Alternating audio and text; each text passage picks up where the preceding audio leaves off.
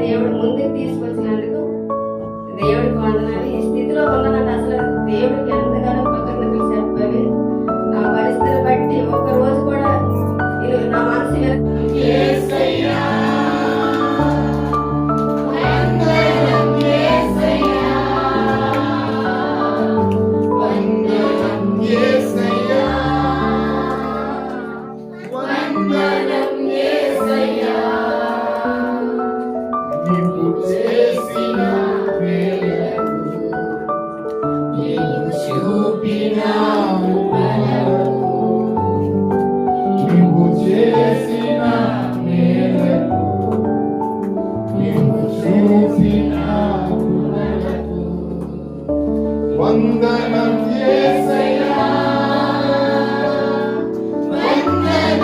యేసయ్యా,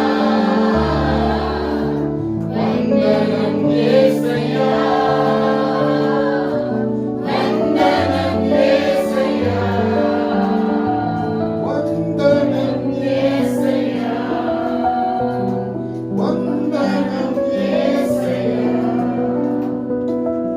పొద్దునని చాలా మంది మన సామెతలు మనకి చెప్పారు. పుట్టిన ప్రతి ఒక్కడు కూడా చస్తాడు. చచ్చిన తరువాతే వాడికి నిత్య జీవం ఉంటుంది. దేవునికి స్తోత్రం. నిత్య జీవం అంటే దేవునితో సహవాసము, లేదంటే నిత్యము దేవునితో ఎడబాటు. రెండే రెండు. ఈ విషయము చాలా మంది మానవులకి తెలియటం లేదు. ఇదే బ్రతుకు అనుకుంటున్నారు. ఇదే బ్రతుకు కాదు, ఇదే జీవితం కాదు. మనం చనిపోయిన తరువాత మన అసలైన జీవితం ఉంది. మనము పుట్టే కదా, పెరుగుతున్నా, పెద్దగా బాగా మనం చనిపోతాం చూసావా, అప్పటి నుంచి మన జీవితం మొదలవుతుంది. అసలైన జీవితం దేవునితో ఉంటావా లేదా దేవునికి లేకుండా నువ్వు ఉంటావా అని. ఈ విషయము పరిశీలికి బాగా తెలుసుంటూ కూడా పరిశీలి ఏమంటున్నారు తెలుసా? ప్రభువా అని ఇంకించాలని ఎవరికి? యేసు ప్రభువా, దేవుని రాజ్యము ఎప్పుడు వస్తుంది? అడిగే కదా నిలవచ్చిన మరొకసారి చదవండి మీరు. దేవుని రాజ్యము ఎప్పుడు వచ్చునని పరిసయ్యులు ఆయనను అడిగినప్పుడు, ఆయన ఇక్కడ ఎవరంటారు? ఆయన యేసు ప్రభు అంటున్నాడు, దేవుని రాజ్యము ప్రత్యక్షంగా రాదు, ఇక ప్రత్యక్షంగా రాదు. ఆమేన్.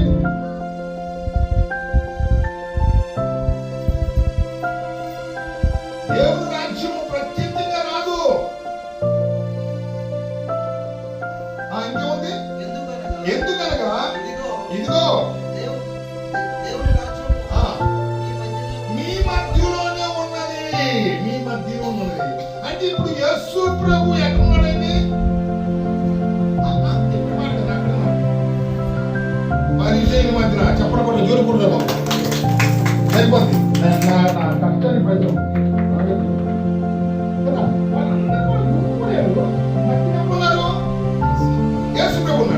ఈ పరిస్థితి అడుగుతున్నారు ఎవరికి? యేసు ప్రభుకి. దేవుని రాజ్యము ఎప్పుడు వస్తుంది? ఈ రోజు దేవుని రాజ్యం అంటే ఏంటో ఎవరికి తెలియదు.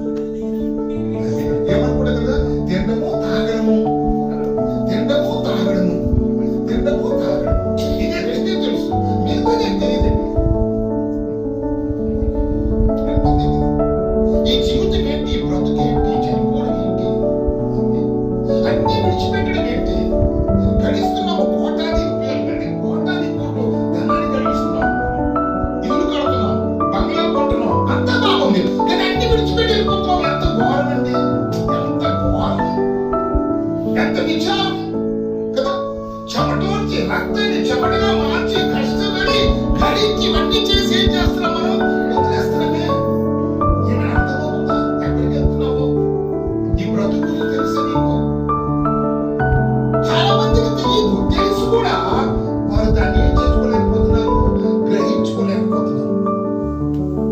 ఈ లోకం అనే మాయలో పడిపోయి ఏమైపోతుందో తెలుసా? మర్చిపోతున్నారు.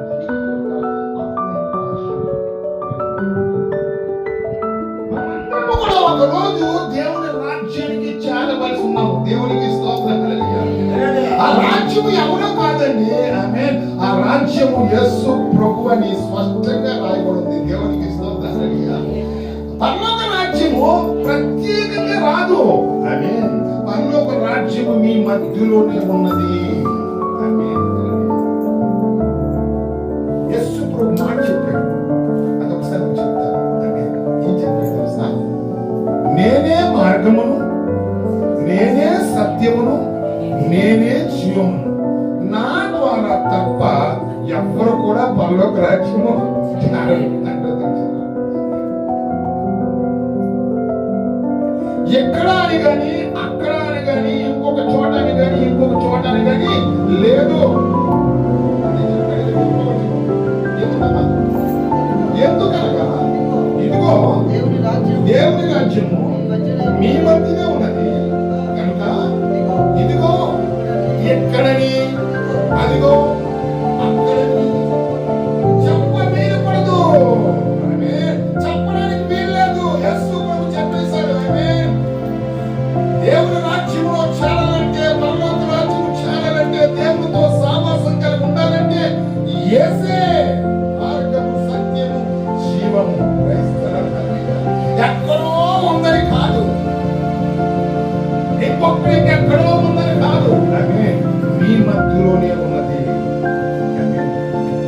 సమీపింపరాని తేజస్సులో వసించుతున్న దేవుడు ఆకాశమును, భూమిని, సముద్రమును, ప్రకృతిని అంతను కట్టు చేసిన దేవుడు.